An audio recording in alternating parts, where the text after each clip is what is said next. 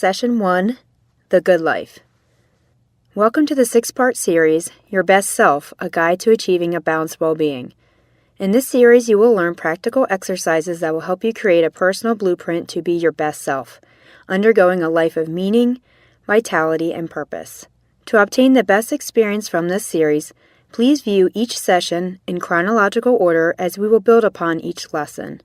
If you find this program interesting and wish for some additional resources, there is an excellent book entitled The Road to Wellness that is published by WellCOA, the Wellness Council of America, and located on their website for purchase. So let's get started with Session 1, The Good Life. Today we are going to provide an overview of this series, the path to well-being, the 4 aspects of wellness, things that get in the way of our optimal well-being, and how to get started on your personal journey.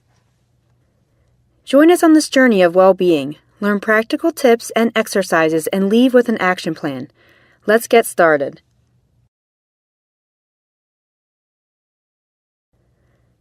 What is optimal wellness or well-being? Perhaps it can be summed up as, wellness is an expression of life's vitality. We tend to focus on physical wellness, like weight, vital statistics such as blood pressure, cholesterol, physical activity levels. In this series, we will be talking about a holistic approach to wellness, well-being, and optimal energy. When you see this quote, does anyone come to mind? Maybe a coach, pastor, friend, or a relative. You may have been hearing about this holistic approach to well-being in the media as well. Here are 3 recent best-selling books that talk about this way of living. In Thrive, author Arianna Huffington redefines what it means to be successful. In a commencement address Arianna gave at Smith College, she likened our drive for money and power to 2 legs of a 3-legged stool. They may hold us up temporarily, but sooner or later we're going to topple over.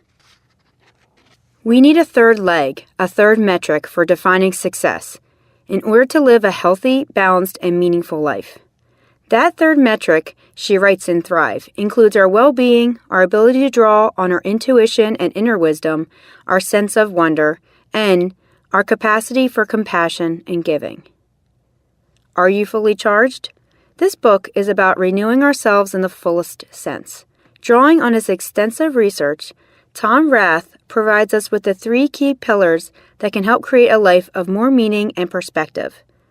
Being part of something larger than ourselves, valuing people and experiences over mere stuff, and understanding that looking after our own well-being is the first step to doing more for others. Flourish builds on Dr. Seligman's, aka the father of positive psychology, game-changing work on optimism, motivation, and character to show how to get the most out of life, unveiling an electrifying new theory of what makes a good life for individuals, for communities and nations. It explores the understanding of happiness as well as a tool for getting the most out of life. Let's look at what the good life may mean. It's personal to each person. An uncompromising attitude to live a responsible, well-balanced life, a process, not a state of being, a direction, not a destination. The mindset of the good life begins with optimal wellness.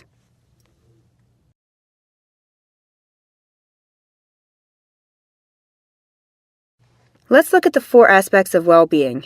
First, the physical or body. This means optimal functioning of all systems. This aspect is not limited to exercising and eating healthy. How are all your other systems?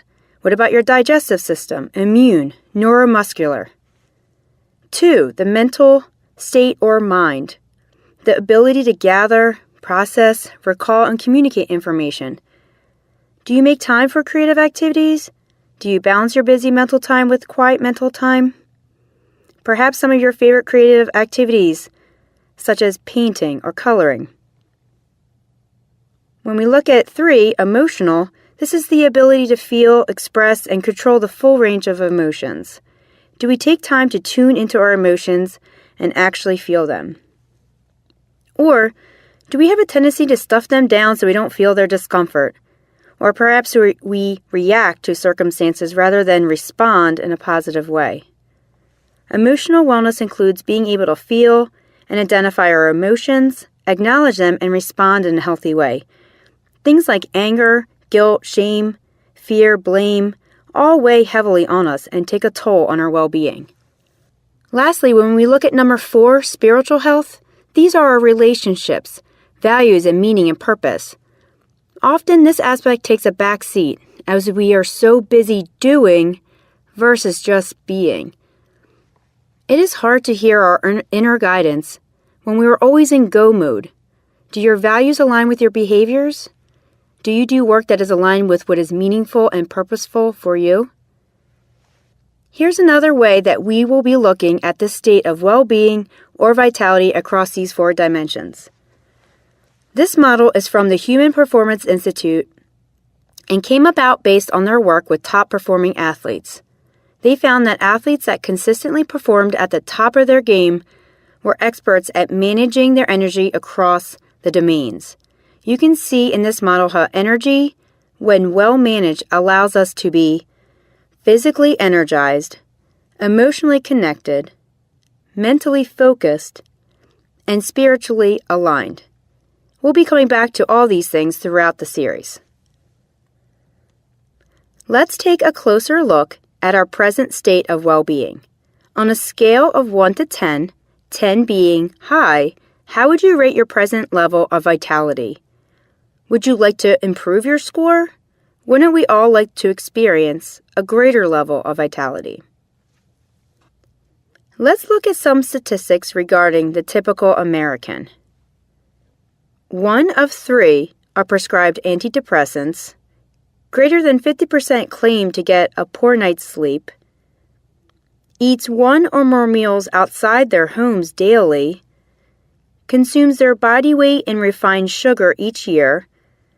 Receives 50 to 100 emails a day and countless text messages. Increasingly is considered either overweight or obese.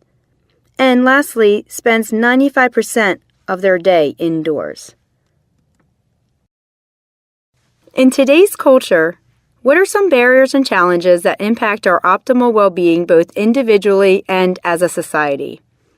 Some possible answers: low exposure to sunlight, sedentary jobs, technology stress, internet addictions, toxic chemical exposure, or the rise in chronic diseases such as cancer or diabetes.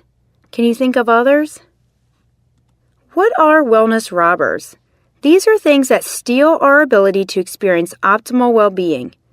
They fall into categories: things we can control and things we cannot. Experts recommend we start with those things we can control. Let's look at some things that rob us of our optimal wellness, physically, mentally, emotionally, and spiritually. What are some examples of wellness robbers that are not in our control? A disease may be physical or mental. A person, a family, a coworker, a friend. A life event such as a death or a loss of job or divorce. What are examples of wellness robbers that are in our control? An unhealthy diet, not enough or poor sleep, not moving enough, too much screen time, excessive alcohol, stress, and smoking. Take a minute to think about wellness robbers in your life. Which ones can you control and those not in your control? If you were going to tackle one thing that is robbing you of your optimal wellness, what might it be?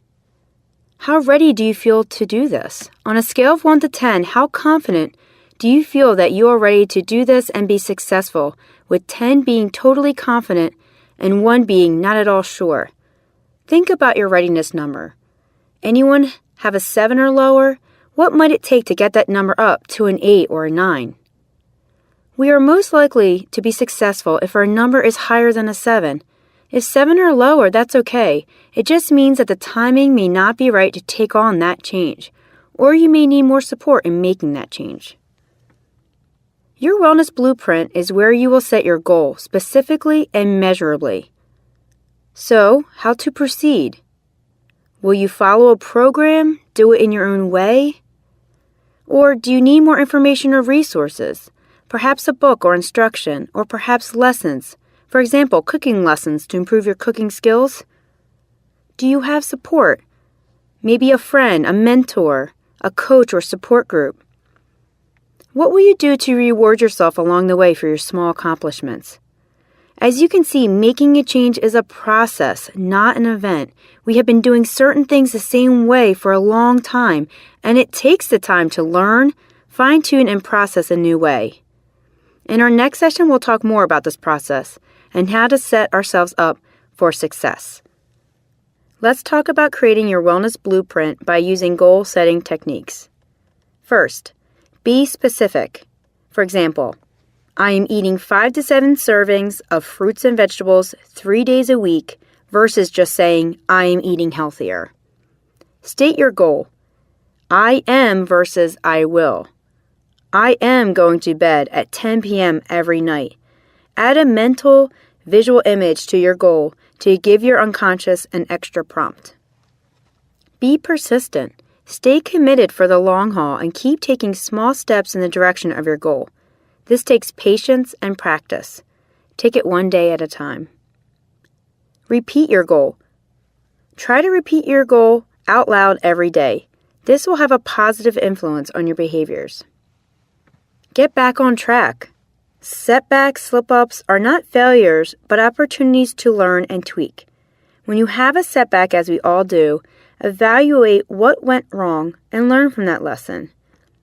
Maybe you need to make an adjustment of some sort, like the time of day, social setting, etc. Make the adjustment and get right back on track. Think progress, not perfection.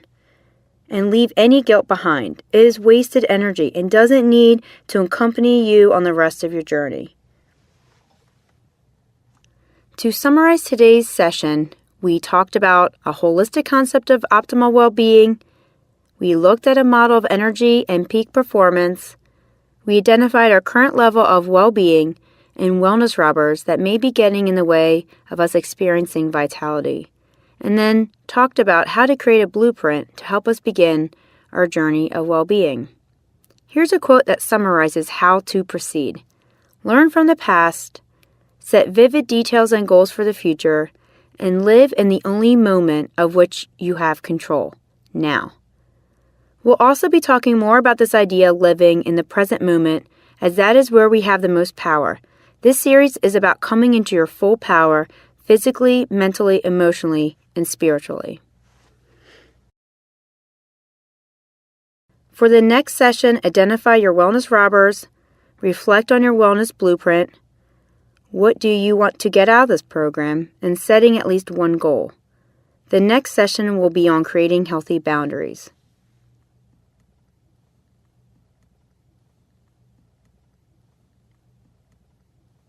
Thank you for joining us today in reviewing Session 1, The Good Life, of the series Your Best Self, A Guide to Achieving a Balanced Well-Being.